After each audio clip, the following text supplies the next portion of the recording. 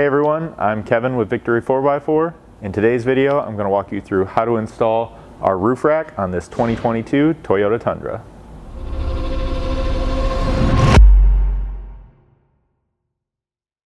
Hey everyone, Kevin here with a quick update to this video.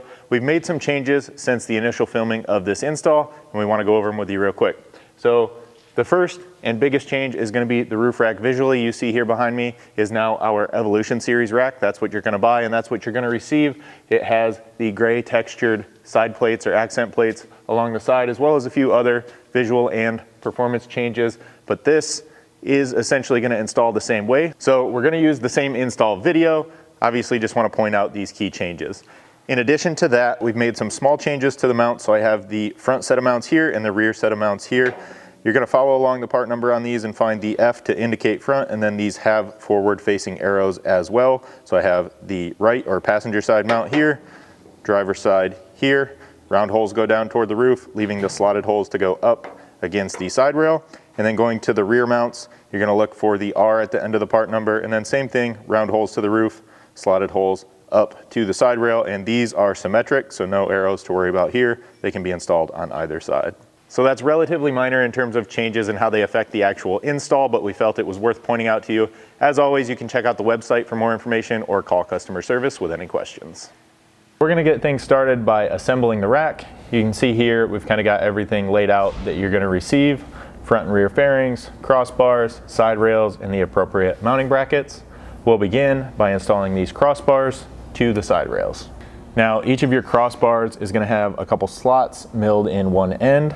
Those are going to be to slide T-nuts into these channels so you can mount your accessories later on. We typically just make sure those are facing up and all the way to one side. We usually pick the driver's side, but whatever works for you. Now, to secure the crossbar to the side rail, you're going to want to find the 1/4 button head bolts and corresponding washers in your hardware pack. With each of these, as they go into the crossbars, we do recommend just a little bit of anti-seize lubricant on each bolt. And then you can stand up your side rail. You'll be installing these into those horizontal slots, and then just kind of grab the crossbar, line these up, and start threading those bolts in by hand. Once you have both bolts started, you can grab a 5/32 hex and then just kind of center the crossbars on the slots for now and tighten these in place. Now you can repeat that same process all the way down one side rail, then just jump to the other side and do the same thing. Now we're going to move on to installing the mounts. You're going to have 4 of these mounts. They are different front and rear, and that's going to be easily identifiable with an F and an R cut into the part number here on the mount. They're also going to have arrows cut into each mount. Those will face forward towards the front of the rack or the front of the vehicle. When you install these to the side rails, you're going to use the same 1/4 button head bolts with washers that we used for the crossbars. However, this time you're going to back them up with 1/4 serrated flange nuts. So identify your mount, go ahead and slide it down inside of this side rail, and then just install each mounting fastener. Once you have that hardware in place, I'm just going to push this mount all the way down. That way it holds the rack up as high as possible when it goes on the roof of the vehicle, and then we'll just kind of lightly snug them up for now. Now we're just going to repeat that same process here on the rear, just using the mount identified by an R. Then just repeat that same process for the remaining mounts over on the other side. Now we're going to move to the front fairing. So for this, you're going to begin by finding the provided edge lock trim to install along this front radiused edge. When you're installing this, the overall length isn't super critical. You just want to make sure that you get this kind of covering just past each of these points so that it can protect the roof surface anywhere along this front edge. So the way I'm going to do this, I'm just going to place it about 2 inches roughly past that first point and begin pressing it in place. Once you get that leading edge started, you can just kind of work your way a couple inches at a time and press this right up on to the front of the fairing. Once you work your way all the way across and to this remaining point, you can kind of just mark the edge with your thumb about 2 inches past that one. Then go ahead and grab something sharp. A set of tin snips like I have here works really well. And kind of cut off the remaining amount.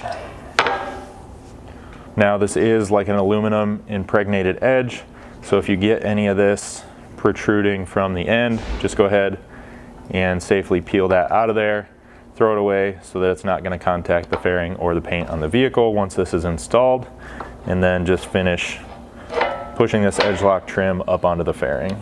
Now with the edge trim in place, you'll simply take the fairing, slide it down between these two side rails, and you'll fasten that again using that same 1/4 button head hardware.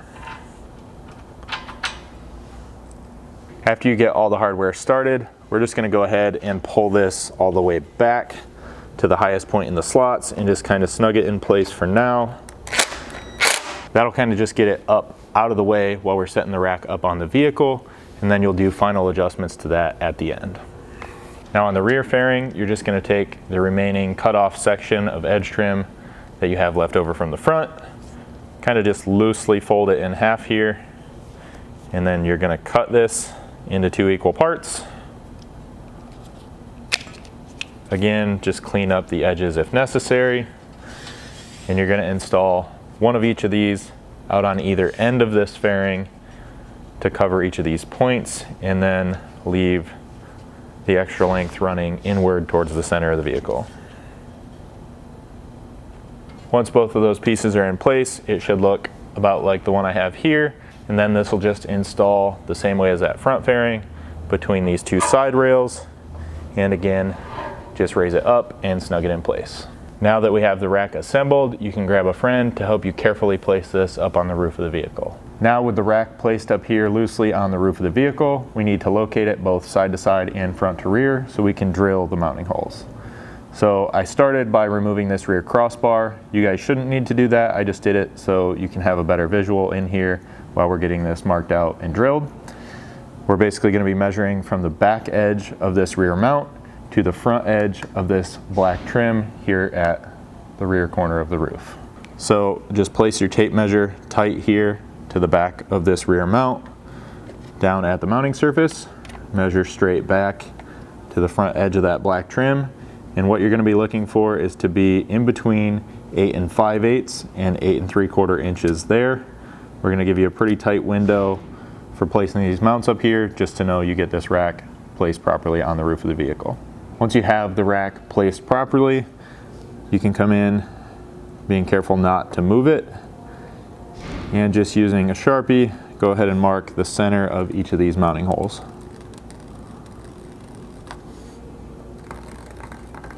Now I'm going to get these rears fully mounted in place before moving on to the front. That way these can hold the rack secure from front to rear before we move on. Now just in case I didn't mention it before, you'll want to also make sure you're paying attention to the gap here between the inside edge of this mount and the edge of the roof, making sure that's even on both the driver and passenger side as well before you mark these out. Then you can go ahead and temporarily remove this mount. I've just placed a microfiber towel kind of folded up here at the back edge to help support this while that mounts out of the way and keep the rack up off the roof. Then using the Sharpie marks we made when lining this up, we can center punch and begin drilling these mounting holes. Now you'll be drilling your holes out to accept the M6 rivnuts provided in your hardware pack. For that, you're going to want to start with a small pilot bit. I believe I have an 1/8 inch here, and then you can work your way on up. I have a 3/16, quarter, 5/16, all the way on up to a 25/64. That's going to be the final drill size that is critical for these rivnuts to set properly once installed. As you can kind of see on each of these, we're going to recommend that you not drill this without a drill stop added to each of these drill bits. Highly recommend having these so that you don't drill too deep, potentially into the headliner or further down into the vehicle, and damage anything inside of there. Now if you've never used these drill stops before, they're fairly simple. You're just going to find the closest size to that 23/64 bit that we'll be using. Slide it up no more than 1/2 of an inch. That should be plenty to get down through this material, but also keep you safe from going into that headliner surface. And then using the set screw typically provided with these, you can go ahead and tighten that up to the side of the bit. If you don't have a set of these and you need to pick them up for this installation, you can get them anywhere online. Of course, Amazon, any of your big local hardware stores are likely going to have them as well. They're not too expensive, so just play it safe and get those for this part of the install. Now lastly, before you drill, just so that you don't get any of these metal shavings down inside of the vehicle where they'd be laying on top of the headliner and such, we are going to recommend grabbing a shop vac. This is where an extra set of hands may help out, just so you can keep 2 hands on the drill, but whatever you're comfortable with so that you can safely get these drilled and keep everything clean. So now that we have those pilot holes drilled, I've switched out to my 23/64, and we're going to follow that same procedure, just carefully drilling these out, being sure to use a drill stop and running the shop vac to keep things clean. So in drilling these, we have found that some of the material underneath here is some sort of like hardened steel, making it not the easiest thing in the world to drill. So a couple tips we can give you along the way here to make this as easy as possible is, one, not only to use that 1/8 inch pilot bit, but you can also step up using a couple different sizes, just making sure that you obviously don't go over that 23/64 and you finish out with that to accept your rib nut. So another would be to just make sure that you have some good quality drill bits, not the cheapest thing you can find or something because you think you're only going to use them one time for this job. And then just a little bit of cut lubricant of some sort. Obviously you don't want to put too much on because you don't want it dripping down inside of these holes, just like we're trying to keep the shavings out of there. So maybe just a real light coating on the end of each drill bit as you're drilling these holes. So with all that being said, this can be done with relative ease. However, it's just going to take you a little bit of time as you work through it to get all these holes drilled. After you do have the holes opened up to 23/64, you're going to find that the rib nut doesn't drop all the way down in there and seat nice and tight against the metal because of this top little flange on it. So you'll want to take either a 1/2 inch drill bit like I have here, or like this center style drill, which I just like because it kind of drops down into the hole and gives it a little bit of a guide. And you're just gonna drill enough that you're taking kind of just this foam sealant type material and opening it up to look like the one here in the back.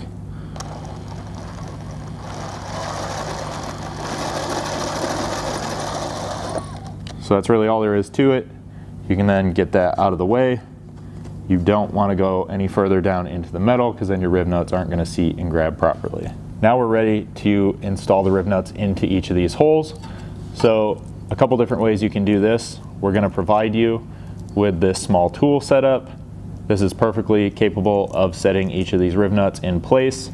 What it is a long M6 bolt to thread into the rib nut out on this end. You're going to stack it with a flat washer here, the high nut here that should slide loose on the bolt, followed by the serrated washer and then the rib nut itself. Go ahead and kind of hand tighten this, and then you can drop it down into the hole and push it down tight. Once you feel everything get nice and tight, go ahead and just back that bolt out. Make sure you get that little serrated washer back out of here, and then just double check to make sure that you got that fully seated. Now another way you could get these installed would be using a rib nut installation tool like the one I have here. These are readily available out on the market. There's all different types. Some of them are pneumatic, some of them like this would be powered by a drill. The gist of it is you thread one of your rib nuts here on the end. Using the power of a drill on this end, you can hold the tool tight and kind of accomplish the same thing we did with our tool. The drill will pull this in and seat it against the metal down there in the roof. They are a good thing to have and pick up if you do plan to run a lot more accessories on your truck that might include the installation of more of these rib nuts. So once you have both sets of rib nuts set in the rear mounts, you can reinstall the mounts kind of loosely at this time. You can lightly snug these up. That's just going to hold the rack from front to rear on the vehicle when we're drilling the front mounts. So those front mounts are going to follow the exact same installation process as far as getting the rivnuts set, drilling things out. Again, just take your time, make sure you're stepping up with a few different size drill bits to get those holes drilled as easily as possible. And then after you have both front mounts set in place as well, we can begin the final installation of the mounts in the rack. So for the final installation of these mounts, I'm going to kind of just pick a corner to work on. I'm coming back, of course, to the first corner here at the rear where I started.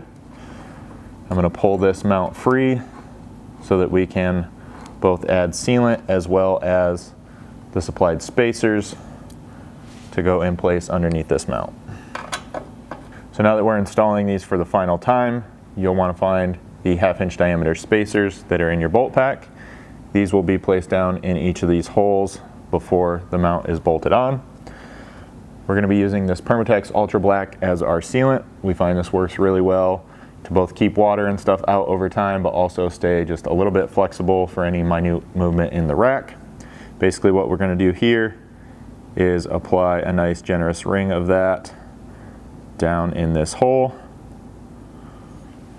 You can then take the spacer and kind of gently press that down in.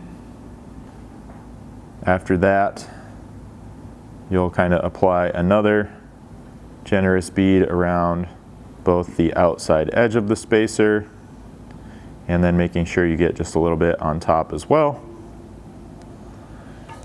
And then do the same thing here in this back hole.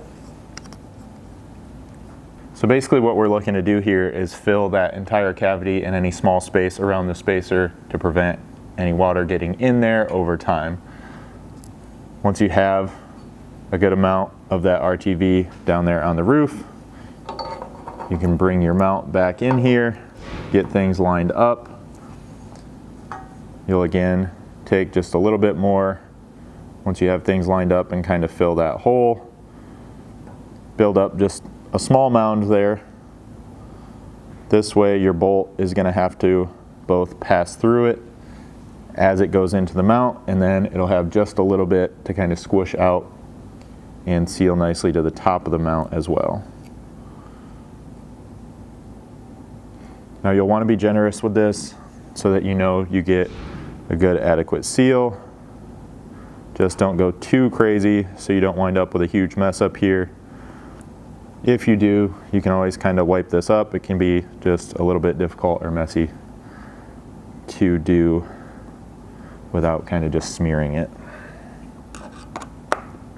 Just be sure when you're installing these bolts into the top of the mount as well that you're using one of the small 1/4 inch washers from the bolt pack on those M6 button heads. Then while you have this hardware started but still loose, you can reinstall your side rail to roof rack mounting hardware.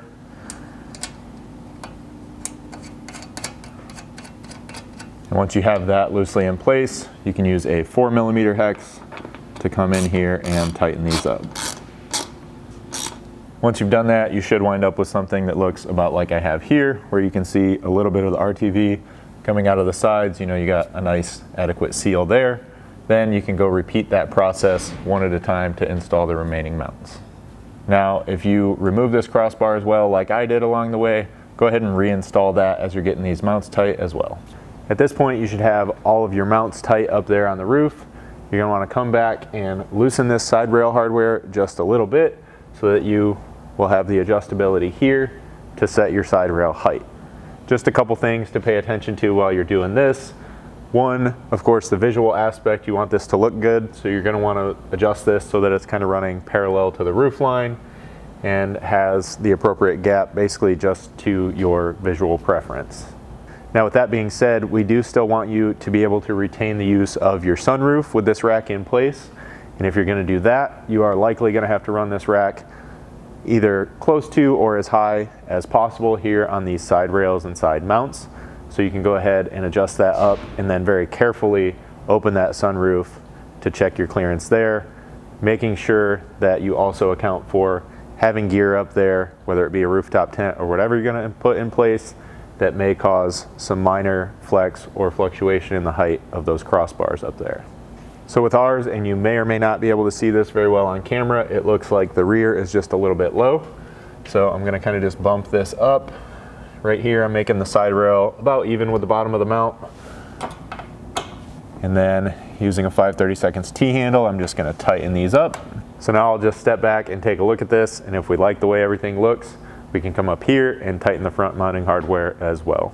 Once you've tightened those, you can jump over to the other side and repeat that same process. Now the last thing you're gonna do is adjust the height of both the front and rear fairings. So this is pretty self-explanatory. There's slots on the fairing. You just loosen up the side hardware and you can slide this up or down. Ideally, you're gonna push it down tight to the roof, and that's gonna prevent this from buffeting at all or any airflow underneath there to keep this nice and quiet as it rolls down the road. Now we do wanna talk about and recommend some of this clear paint protection film. This we're gonna ask you to put in place underneath any of this edge trim where it contacts the painted roof surface, both front and rear, just to prevent any scratching where it might collect any fine dust, dirt, or debris over time. So a brief explanation on how this goes on. You're just gonna push this down as far as you can tight to the roof, grab some painter's tape, and just mark out roughly about a 1/4 inch in front of that edge trim. Now once you've extended the tape all the way across the front, go ahead and take a Sharpie or a pen or something and mark where you want to stop this. Now you're gonna wanna go just a little bit past where the edge trim stops making contact with the roof. Usually that's about in line or just past kind of the points on the front edge of that fairing. After that, you can pull the front 2 bolts on each side and then just temporarily kind of flip this fairing back up and out of the way. Then you just wanna be sure before you put this down that you clean this surface.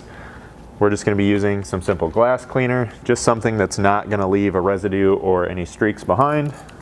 And then you're gonna apply this a lot like you would any vinyl sticker or decal, just starting at the mark here on your tape.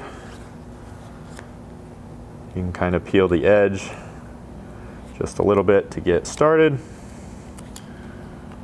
And then ideally you're gonna wanna have some sort of vinyl applicator or something like I have here. Probably can be done with like a credit card or something as well, but this is gonna work just a little bit better.